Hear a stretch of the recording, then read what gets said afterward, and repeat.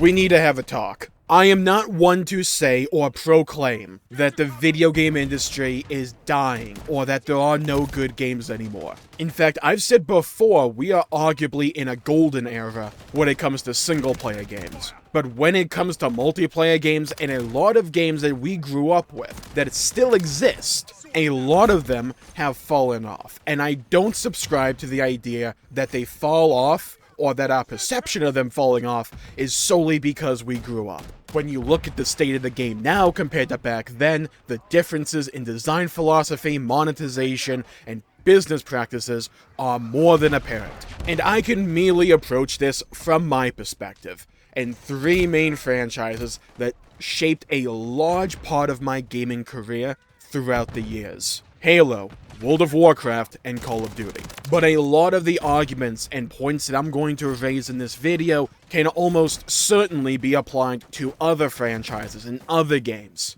Today, I want to talk about how these franchises fell off. And this isn't just a, oh, monetization is bad argument. No, because the issues run deeper than that. The problems that have infested and infected each of these titles took years to take root. Seeds were sown years ago, then carefully tended and watered until they blossomed into the pile of orangutan cheeks that we see before us. You see, back in the day, Call of Duty, Halo, and World of Warcraft at one point or the other were all at the top of their game. Were so fun, engaging, and rewarding that they changed the very landscape of video games for years to come. They were each trend setters, each in their own ways, and each of them had their own strengths. Halo and Call of Duty were FPS games, while World of Warcraft was a massively multiplayer online role-playing game. They were fun and captivating, and because each aspect of the game flowed into the other synergistically, you could play the game solo, with a group, with randoms, with whatever composition or whatever configuration you can think of. The game almost certainly had a way to appeal to your interests on any given day. Each of these games were micro-experiences all of themselves that provided an entire package greater than the sum of their parts. Halo brought to the game campaign, multiplayer matchmaking, split-screen co-op, Forge mode, which is essentially a map editor, alongside swaths of customization for various game modes for private lobbies, and also theater mode, so that the community could create their own little machinimas, as they were called back in the day, which are like in-game movies that people shoot and uploaded to YouTube and watched and consumed, or even to various websites, but also just to preserve cool moments they had in a multiplayer game. Call of Duty would eventually adopt the theater mode idea, but with a multiplayer that was so fun and rewarding and rich all of its own, with a swath of game modes that were all fun and unique and had their own little fan bases. This also applies to Halo. Each of these games had ways to offer diversity of experiences, but also a way to keep the player engaged for hours and days to come, if not even years. A solid progression system bolstered by impactful, diverse gameplay offerings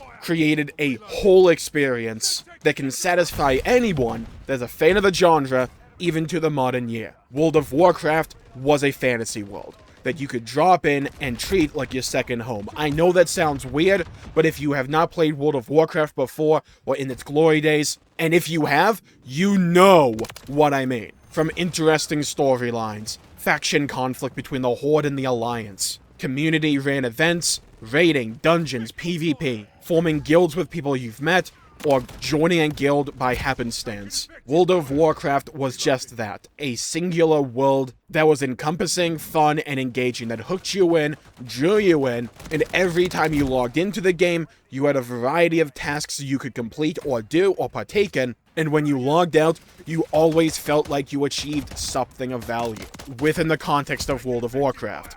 It could be high-octane action fun, it could be RP, it could be a story moment, it could be a nice piece of gear. You could get lucky, you could have a singular moment where you meet some cool people and then form a relationship that could last for years to come. I still have memories of my guild from World of Warcraft Cataclysm. We were a PvP guild on a server where we were far outnumbered by the Horde. Yet we stood and held our own, and were a force to be reckoned with, and It was simply fun. And I do miss a lot of the buds that I had in that guild, but the systems and ideas and philosophy behind the construction and support of the game back then lent themselves to these more social experiences. The game was challenging in one way or the other and offered a diverse amount of content for you to partake in, and by partaking in that content, you could arguably almost always find someone or some group of people to play with. Each of these 3 franchises fell off dramatically. Some of them quick, some of them over time, and some took years for people to realize the state the game had declined to. What were once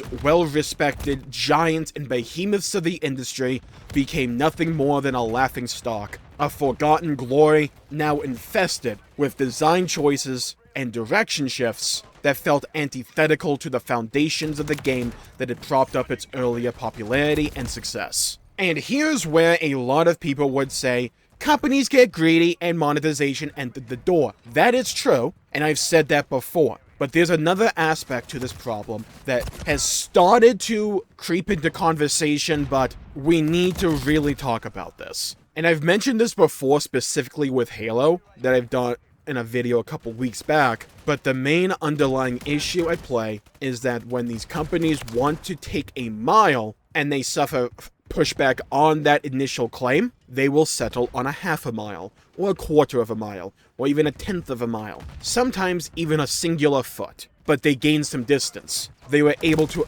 instill policy antithetical to the core experience because it's not as bad as what was initially proposed. Remember when Call of Duty and Halo introduced loot boxes into their respective series? Remember the pushback they got for that? Remember when both franchises then pivoted over to battle passes, and because battle passes are not as bad as a loot box, people celebrated this, acted as if the franchises were shifting in the right direction. Because all too often, misdeeds and misconduct are easily forgiven for merely showing a shift to the right direction. But when you look at the overall trend, from start to finish, the needle points far more into the company's profit margin than it does into an engaging consumer experience than it was at the beginning. And they keep doing this over and over and over again, because eventually these systems become normalized. They become accepted. People develop apathy. They stop caring. One decision after the other, all made to bolster metrics and statistics instead of creating the best possible consumer experience like these franchises all used to do. Instead of creating trends, these franchises desperately follow them to siphon off whatever money they can, all the while knowing that while they may receive some pushback in this regard for doing this, knowing that there are enough people who will say it doesn't matter, they don't care, or it's not that bad. As if it's some kind of achievement or accomplishment worth bragging about, that you like to consume this piece of trash, or that you can consume this piece of trash, because it's not as covered in crap as the other piece of garbage. But at the end of the meal, you're still consuming garbage. And a lot of the times, fair, honest criticism is ignored or dismissed by many members of the communities by simply saying, well, that's just your opinion. If you look at Modern Warfare 3 2023, with a $70 base price for old recycled maps, with a campaign and zombies mode slapdashed together from various Warzone locations and mechanics, alongside a microtransaction store and a battle pass, and you say that is as much value or worth it as the old Call of Duties, I can't help you. Believe whatever fairy tale you want to believe, but don't expect me to buy into it. When it comes to Halo, armor customization, progression, as well as color customization and augmentation used to be paramount to the player experience. It's what gave your spawn an identity in the multiplayer mode, and even sometimes the campaign, when you could use your multiplayer spawn as your playable character a la Halo Reach. What happened with Halo Infinite?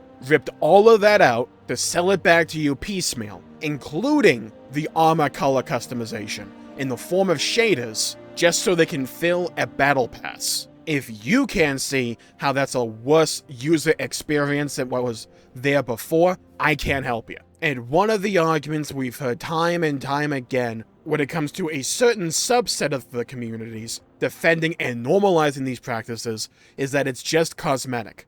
as if cosmetic progression hasn't always been an intrinsic, integral part of these progression systems in years gone by. Gone are the days of chasing for recon armor, or the katana from Halo 3, or inclement weather from Halo Reach. Call of Duty still has this to some degree with the weapon camos, but time and time again, we see companies ask for a mile, but then haggle you down to half a mile, or a tenth of a mile, or even a foot. And over time, after many haggles, they've gotten their original mile in one way or the other. And then when so much time has passed, that mile becomes normalized. It's no longer perceived as them taking a mile originally. It was always theirs. And then they have a bright idea. Well, it worked before, we can do it again. So they go for another mile, and the process begins anew. And sometimes they cross a line where they lose so much popularity because they overstepped their boundaries. They asked for 2 miles initially, and then people actually started to vote for their wallet.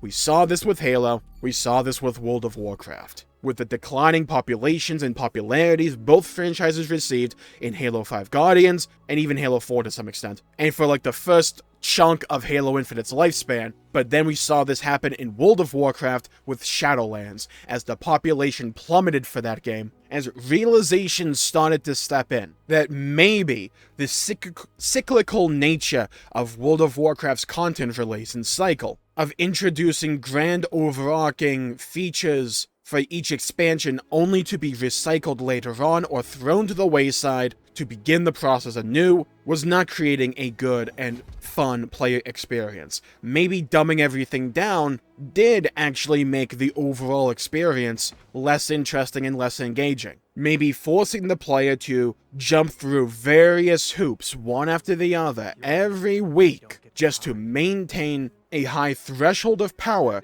to partake in the content they really care about, wasn't conducive to player retention. And eventually, it was the straw that broke the camel's back, and people flooded to other MMORPGs in the scene, or just to other games, and many people didn't look back. And then what happened? The next expansion right after that? A reversion of many of those systems, of many of those ideas and philosophies, culminating with essentially a complete 180 in design philosophy going into the next expansion, The War Within. After years of having it shoved down our throats that what the community was asking for was not actually the majority opinion, was not actually what people wanted, or it's not feasible. The moment that bottom line is infected, or affected, then you start to see, oh, it was possible the entire time. Oh, people do actually care about this stuff. And trying to dismiss any criticism that anyone that plays the game for more than 5 freaking minutes could identify and point out, maybe addressing this was important. You telling me locking player power behind a cosmetic choice in a MMORPG, and then producing a bunch of arbitrary walls for people to jump over if they want to try out a different playstyle in a game you're meant to drop thousands of hours into, and maybe you want a different experience cosmetically or mechanically, and you don't want to feel arbitrarily punished for doing so? Nah, let's make it a massive pain in the ass. That's fun, right? That's engaging. No, we can't pull the ripcord. It'd be too much technology, right? That would take effort, all the while nullifying an actual world experience by making 99% of the game feel nothing more than filler that poses no sense of challenge, engagement, or social features to prop up the experience in a game called World of Warcraft out in the World of Warcraft. It became ever more apparent and obvious that the game's design philosophy was to boil you down and sift you into one of 3 parties: hardcore PvP, hardcore Mythic Plus dungeons, or hardcore raiding. If you didn't care about those 3, I hope you're a collectathon character or player and want to grind a bunch of rare mobs that will do absolutely nothing to you, all in the hopes of winning a freaking gacha roll that the mount or piece of loot you want drops. Because the world that had captivated millions was now nothing more than a stepping stone to get people into smaller instance-based content. The world became compromised in parallel to all these other design philosophies and decision-making that were corrupted from concept, not just execution. Because that is one of the other things that I hear so often from people that defend these systems, that inadvertently help normalize these systems, is that it's an execution problem and not a concept problem, and that the concept is actually kinda cool. I couldn't disagree more. For all of these franchises, Halo, Call of Duty, and World of Warcraft, 99% of the time, the issue lies in the concept side of things, not just the execution. Oh, Covenants were just poorly executed. No, they weren't, because the concept of Covenants was to separate player power from a cosmetic choice. That was the concept, that was the idea behind Covenants. That was why they existed, and it was a problem that myself and others in the community pointed out day one of BlizzCon from the initial moments that they announced the feature. Because if you played the game, it was abundantly obvious if you wanted to use more than 3 brain cells. But again, each step of the way, it's an alpha, it's a beta, it's not released yet, mate. Oh, it's released now, but it's not that bad, it's not that bad. Hey, where did everyone go? Fair, justified criticism was dismissed hand over fist in all 3 of these franchises that I grew up with, and over time, these bad decisions and antithetical decisions that corrupted the very base and core of the experience that I loved for each of these games took root and blossomed into a pile of trash that over time became stinkier and stinkier. But because the fan base had been conditioned to that point to accept that trash, they never noticed how bad it smelled or even tasted. It's a crying shame to see what each of these franchises has become. I think Call of Duty is in by far the worst state, because at least Halo and World of Warcraft seem like they are genuinely trying to take a turn for the better. World of Warcraft most of all. Each of them still have their own issues, but this is a formula many game companies undersell the importance of, because they don't try and tell you about it. Because the effects are absolute, they are powerful, and they are effective. Slowly, over time, normalize these bad business practices by sometimes making them seem not as bad by introducing even worse ones to haggle you down to what we get now. Battle passes at large would have been revolted and spat upon over a decade ago, but because they came after the loot box, people accepted them. Selling you a progression system that you not only buy, but then have to work to unlock what you just bought, sometimes even in premium-priced games, that is the normal now. Because enough people didn't vote with... No, they voted with the wall. That's the sad thing. They said that it was okay. Do I think Call of Duty will change? Probably not. I don't think the next Black Ops game, Gulf War, from all we've seen about it, or at least heard about it, will be as bad as MW3. I don't think it'll be that bad. I don't see Call of Duty ever completely course-correcting, though, or fixing itself. The old aesthetic corrupted by operators, skins and loot boxes, not loot boxes anymore, but battle passes, monetization being shoved down your throat. It's become normalized. Call of Duty's too big, and enough people are willing to spend fistful of cash over fistful of cash. So even if some people leave, the profit margin is fine. There's a little bit of hope for Halo and World of Warcraft, but again, like I said, there are still systemic issues that exist that don't appear as bad anymore because of how bad some of the philosophy and some of the concepts and some of the design was in previous years. It's a shame, but sometimes it's better just to move on. Because not every game is like this, and that's important to know. I love video games, and there's still a ton of amazing games out there. And I think one of the reasons that I took a massive step back from all 3 of these franchises, and I've only dipped my toe in or back in occasionally, the reason I took a step back was because I was tired of every time they had even a sort of cool announcement, my mind would always default to a singular question. But now what? Because there was always a catch. How do we fix this? How do we solve it? Play what you like. Vote with your wallet. Because you as an individual may not have a lot of impact, but if enough people think just like you and vote with their wallet, well then we can see some actual change for the better take place. Both Halo and World of Warcraft seem like they're heading in the right direction, and we need to see what Call of Duty will look like under Microsoft's rule. I wouldn't say any of these series, though, are back to their former glory days. But I think when you take a step back, it is easy and abundant and readily enough to see how we ended up in this position. Apathy, a waiting game, and eventually people stop caring.